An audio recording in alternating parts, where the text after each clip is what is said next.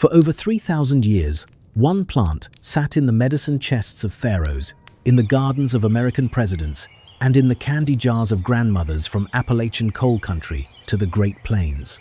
It treated coughs before cough syrup existed. It sweetened childhoods before chocolate bars took over store shelves. And then, over the span of about 30 years, almost everyone forgot it ever existed. The plant is called Horehound, and if that name means nothing to you, you're not alone. But if you asked your great-grandmother, she would have recognized it instantly. She probably had a bag of it in her kitchen cupboard right next to the flour. So why did an herb that shaped American kitchens and medicine cabinets for centuries vanish from our memory in a single generation? To get that answer, you have to go a lot further back than you'd expect. Not decades, not centuries, millennia. Ancient Egypt, roughly 3,000 years ago, and a plant with woolly silver-green leaves and small white flowers was already considered precious enough to be placed inside the medicine chests of pharaohs. The Egyptians had a name for it. They called it the seed of Horus, after their god of sky and light. Some records also refer to it as the eye of the star and bull's blood. These weren't casual nicknames. They were titles reserved for plants the priestly class considered sacred, used in temple ceremonies, and mixed into antidotes for poisons. We're talking about a plant that Egyptian priests handled with the same reverence they gave to frankincense and myrrh. And this wasn't decoration. These were working medicines, tested across generations, trusted enough to travel with rulers into the afterlife. When archaeologists opened those chests, Horehound was in there alongside compounds we still recognize as medically active today. And Egypt wasn't the only ancient civilization paying attention to this fuzzy little herb growing wild along dry roadsides and stony hillsides across the Mediterranean. The Greeks picked it up too. Dioscorides, one of the most influential physicians of the 1st century, documented Horehound in his medical encyclopedia De Materia Medica, recommending it for respiratory ailments, coughs, and even serpent stings. His recommendations carried so much authority that physicians were still referencing them 1,000 years later. Pliny the Elder, the Roman naturalist, praised it as a treatment for chest pains and persistent coughs. And in the Roman era, Horehound reportedly appeared in Caesar's personal antidote formula for poison. Think about that for a moment. A man who commanded the Roman Empire carried Horehound in his personal survival kit. But there's a detail about Horehound that connects it to something even older than Greek medicine or Egyptian ritual. The plant's scientific name, Marubium vulgar, may trace back to the Hebrew word marob, meaning bitter juice. And according to multiple historical sources, Horehound was one of the bitter herbs eaten during the Jewish Passover, alongside horseradish, coriander, and lettuce. That would place Horehound in one of the oldest continuously practiced food traditions on Earth. Not some obscure footnote either. A seat at the table during one of the most sacred meals in human history. By the Middle Ages in Europe, Horehound had picked up a reputation that went beyond medicine. Monastery gardens grew it alongside lavender and sage, cultivating it as both remedy and ritual herb. Apothecaries sold it as lozenges and syrups sweetened with honey to mask its intensely bitter flavor. And in some communities, people hung bundles of Horehound above doorways because they believed it warded off witchcraft and evil spirits. Charms made from Horehound were worn around the neck for protection.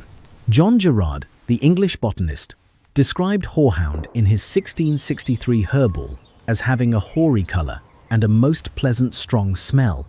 He recommended it not only for coughs, but also for those who had drunk poison or have been bitten of serpents. So by the time European settlers crossed the Atlantic in the 15 and 1600s, Horehound was already one of the most trusted plants in the Western world. It had 3,000 years of documented use behind it, a presence in sacred texts, and a place in the daily lives of farmers, monks, and kings alike. And it made the voyage to America with them, packed alongside seeds for wheat and cabbage, and the other essentials of building a new world. If you're finding this useful, subscribing helps more videos like this reach people who care about the food stories and plants we've lost. Now, Here's where the American chapter begins, and it's bigger than you'd think. By the early 1700s, Horehound had naturalized across the American colonies, thriving in the same dry, rocky, neglected soil conditions it had always preferred in the Mediterranean. It spread along roadsides, across pastures, and into kitchen herb gardens from Virginia to the Western Territories. The plant didn't need rich soil or careful tending. It asked for almost nothing, which made it perfect for settlers who had almost nothing to spare. And it didn't just serve the colonists. Records show that at least 10 Native American tribes adopted Horehound for treating respiratory ailments, with 2 tribes developing specific Horehound mixtures for children's colds. Some tribes also used it for skin problems and other complaints. The plant crossed cultural lines because it worked, or at least, people across vastly different traditions independently concluded that it did. When you see that kind of convergence, where communities separated by an ocean, a language, and thousands of years of different history all arrive at the same plant for the same purpose, it tells you that something real is going on underneath the folklore.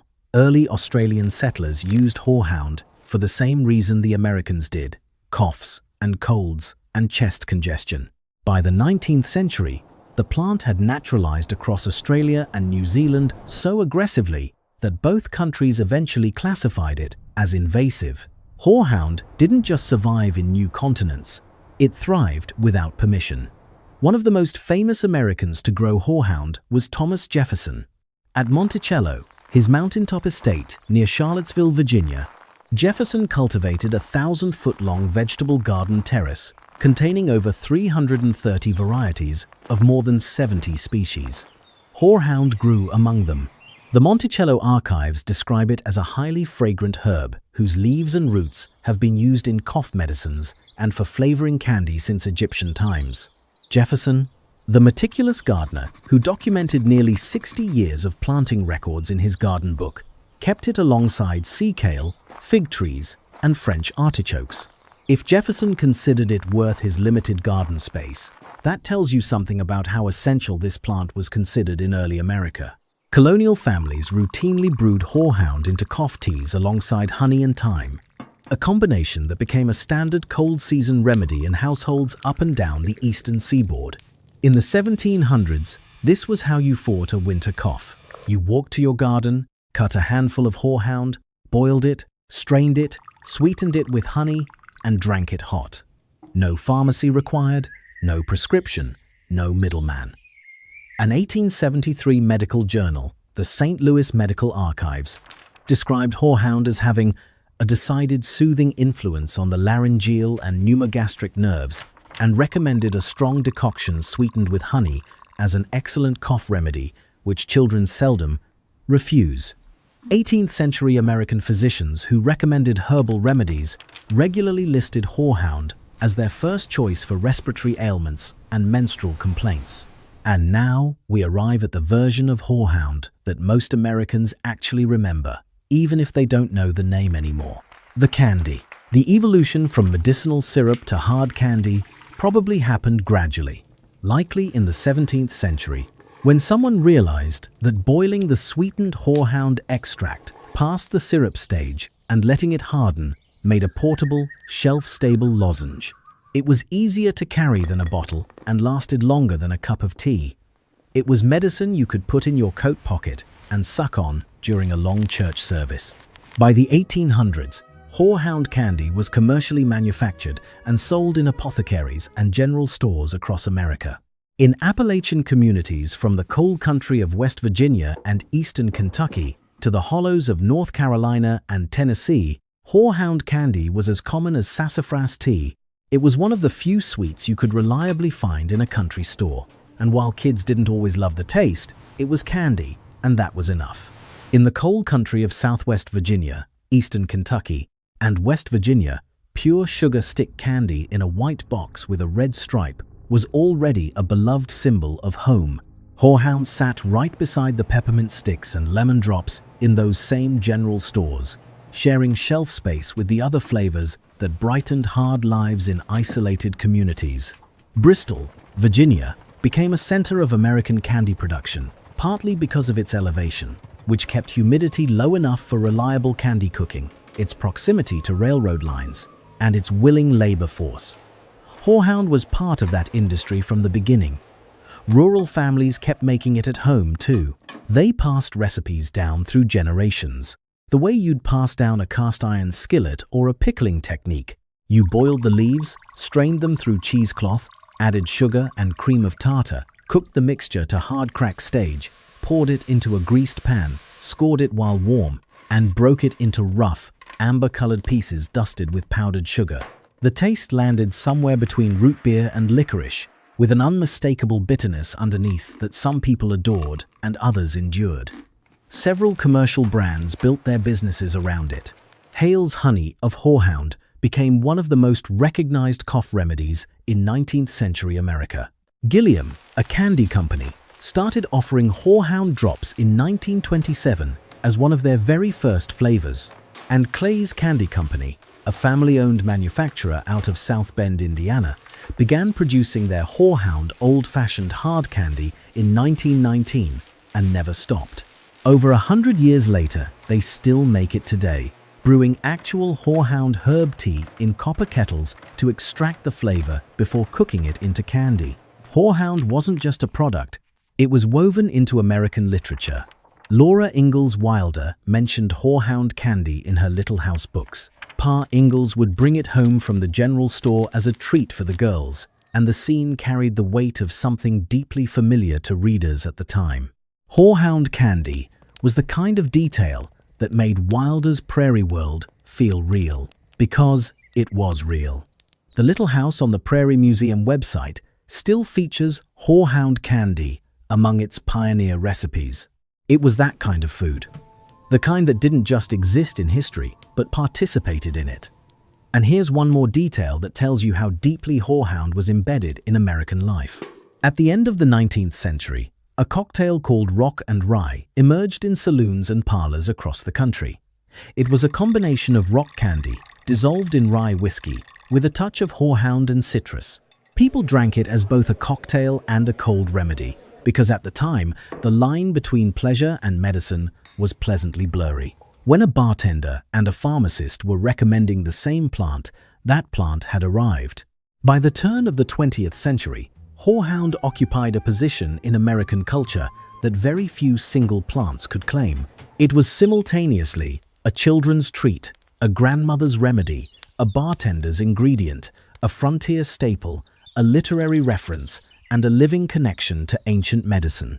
You could find it growing wild in a ditch, brewed into candy in a factory, dissolved in whiskey in a saloon, and recommended in a medical journal, all in the same decade.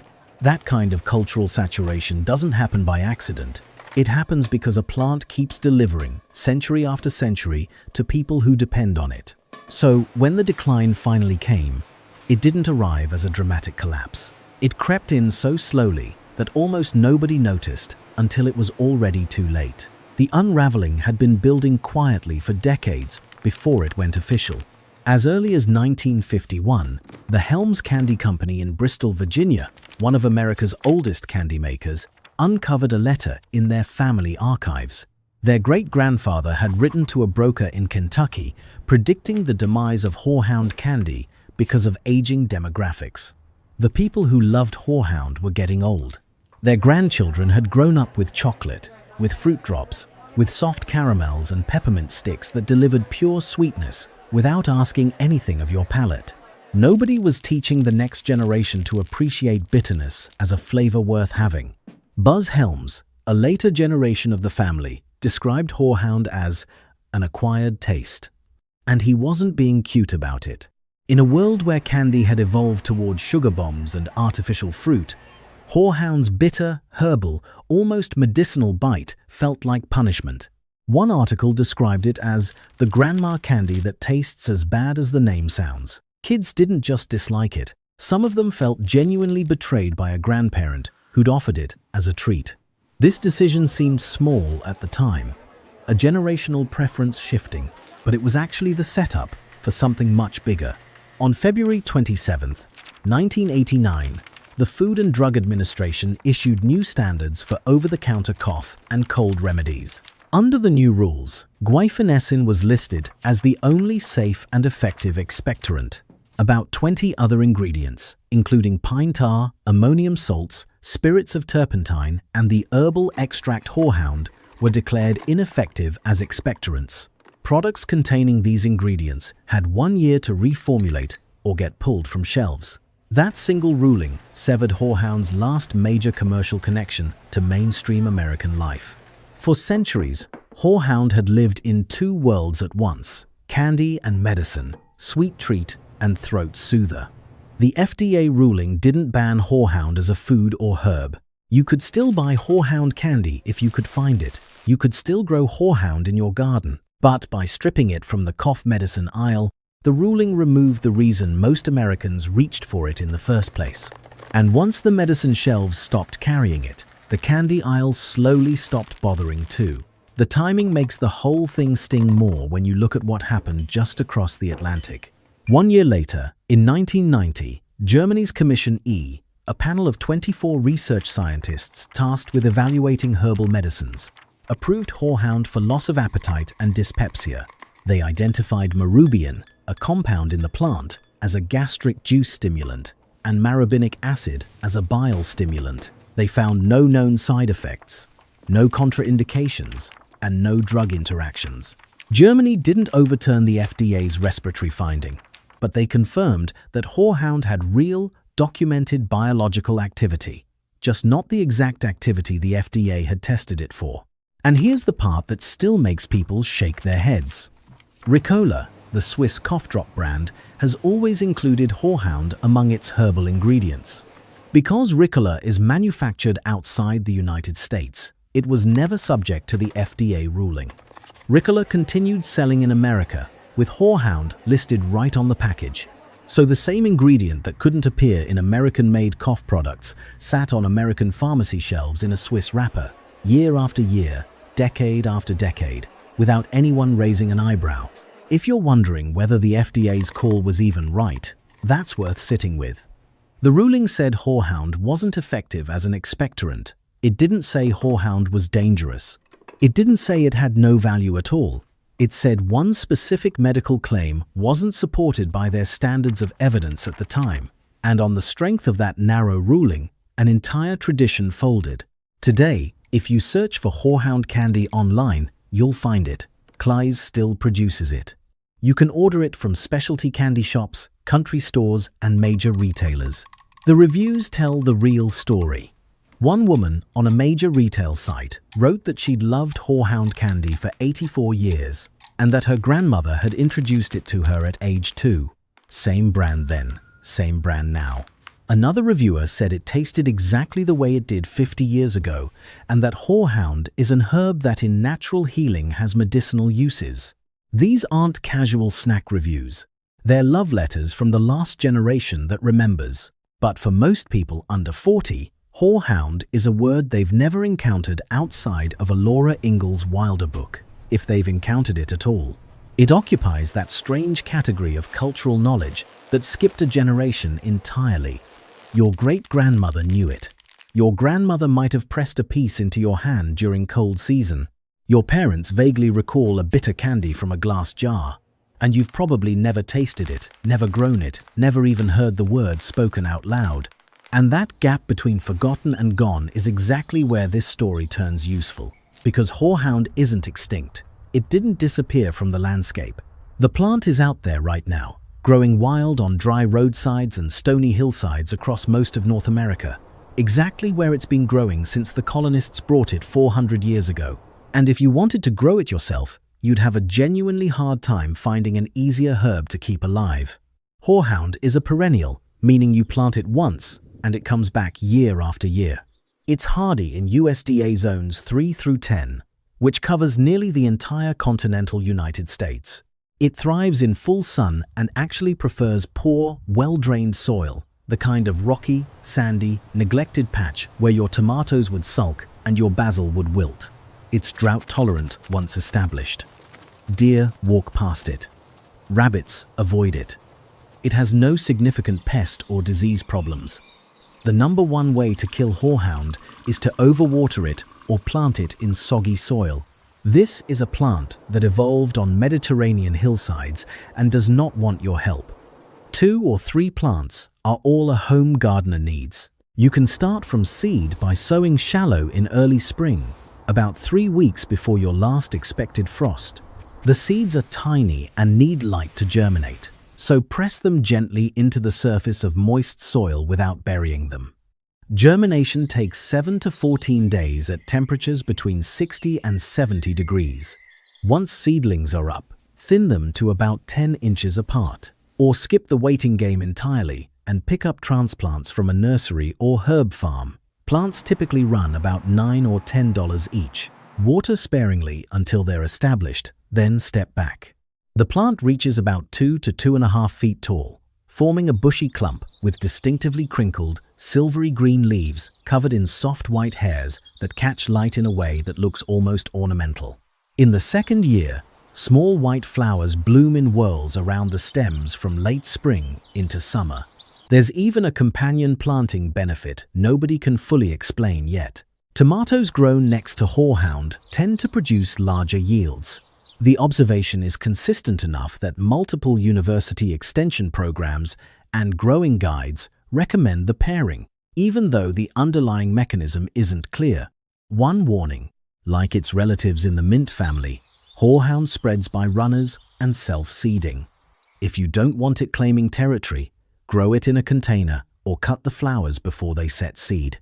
But for a plant this useful and this resilient, a little ambition is easy to forgive.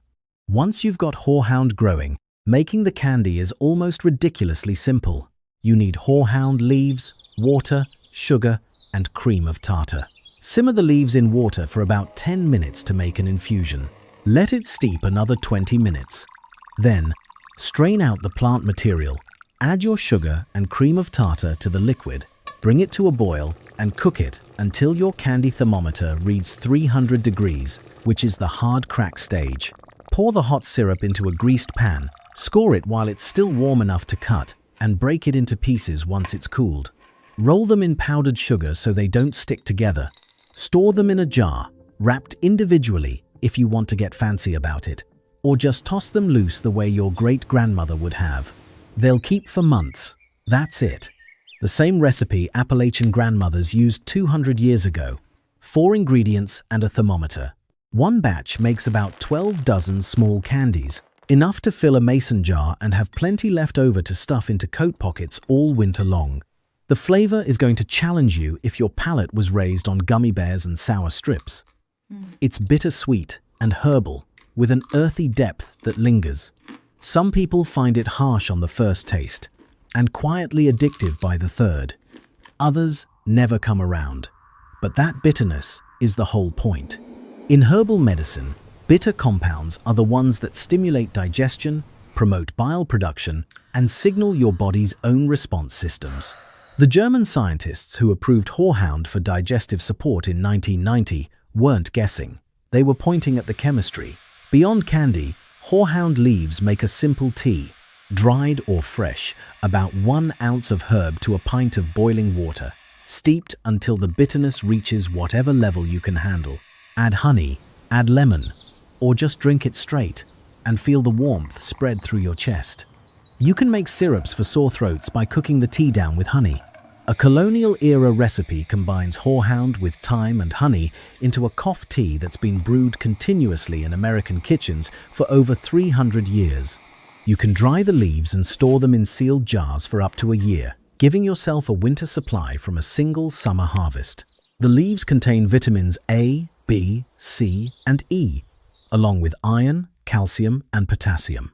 And if you keep bees, Horehound flowers make an excellent, distinctive honey that beekeepers prize for its unusual flavor. 3,000 years of human use, pharaohs' medicine chests, Jefferson's garden, pioneer candy jars, a cocktail ingredient, a literary touchstone, an herb so resilient it survives drought, neglect, and freezing winters without complaint. And then, a single FDA ruling on one narrow claim, combined with a generation that never learned to appreciate bitter flavors, and the whole tradition collapsed. Not because Horehound failed, because we stopped paying attention. There's a letter from 1951 sitting in the Helms Candy Company archives in Bristol, Virginia, where a candy maker wrote to his broker and said Horehound was dying because the old people who loved it were dying and nobody was teaching the young ones. He was right about the diagnosis. The plant didn't vanish from the earth. It vanished from the conversation. And when something drops out of the conversation, it drops out of the garden, the kitchen, and the memory, no matter how many centuries it's spent in all three.